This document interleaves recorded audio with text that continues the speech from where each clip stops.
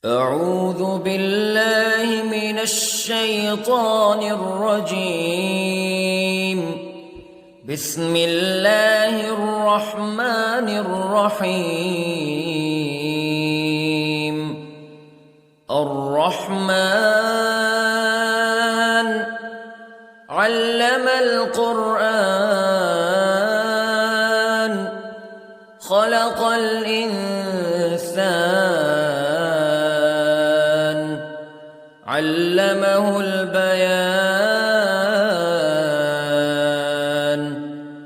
الشمس والقمر بحسبان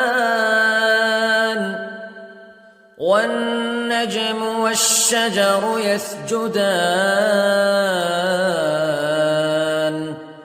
والسماء رفعها ووضع الميزان ألا تطغوا في الميزان وأقيموا الوزن بالقسط ولا تخسروا الميزان.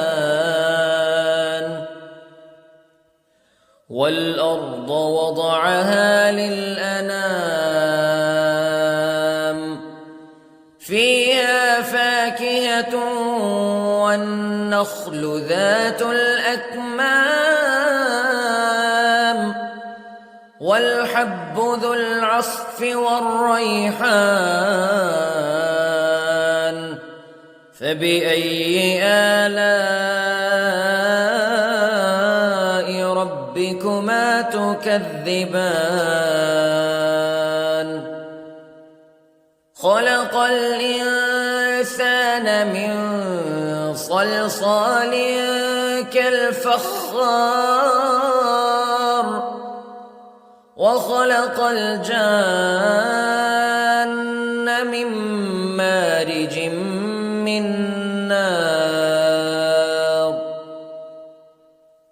فبأي آلاء ربكما تكذبان. رب المشرقين ورب المغربين فبأي آلاء ربكما تكذبان. مرج البحرين يلتقيان بينهما برزخ لا يبغيان فبأي آلاء ربكما تكذبان. يخرج منهما اللؤلؤ والمرجان فبأي آلاء ربكما تكذبان. وله الجوار المنشآت في البحر كالأعلام فبأي آلاء ربكما تكذبان. كل من عليها فان ويبقى وجه ربك ذو الجلال والإكرام فبأي آلاء ربكما تكذبان. يسأله من في السماوات والأرض كل يوم هو في شأن فبأي آلاء ربكما تكذبان. سنفرغ لكم أيها الثقلان فبأي آلاء ربكما تكذبان.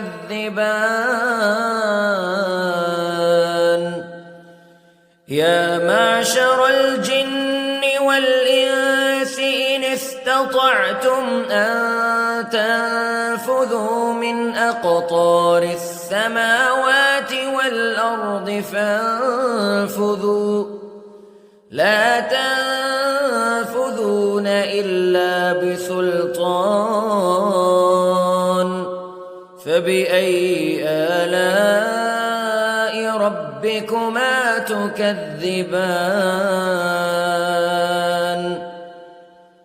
يرسل عليكما شواظ من نار ونحاس فلا تنتصران فبأي آلاء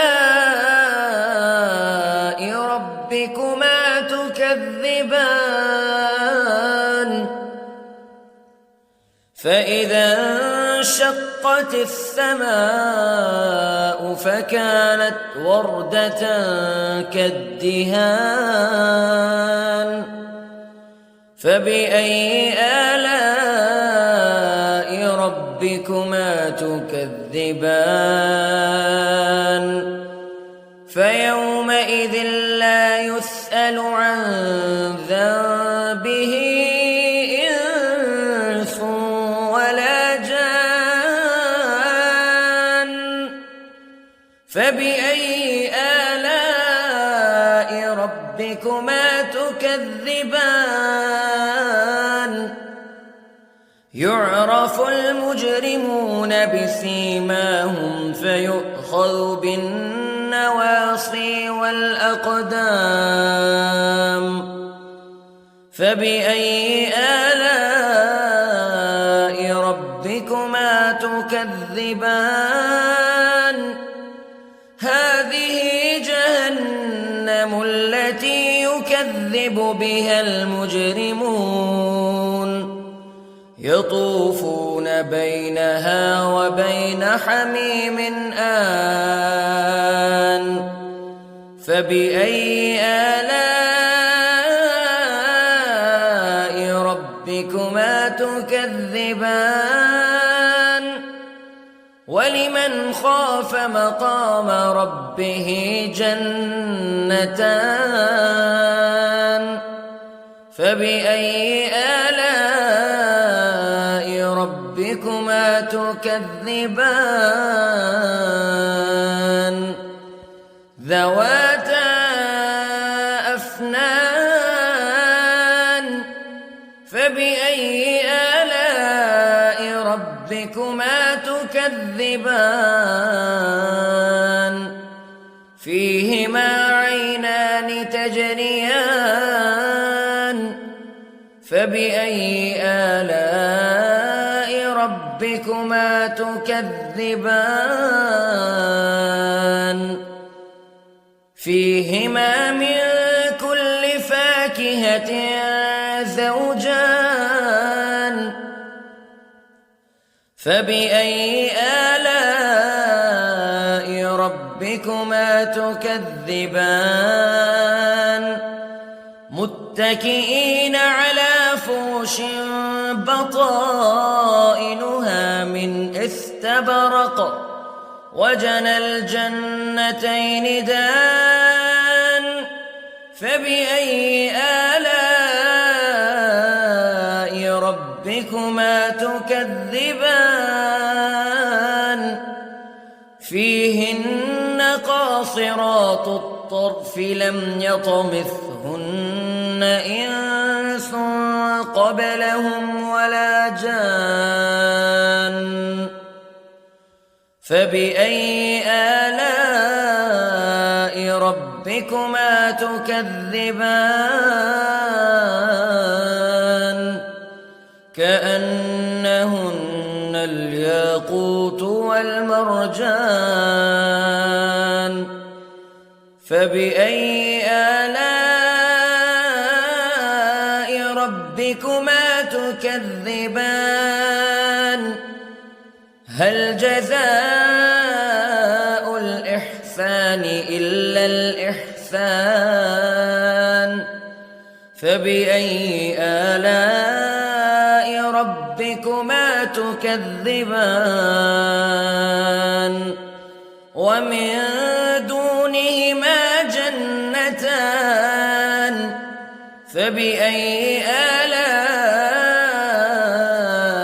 ربكما تكذبان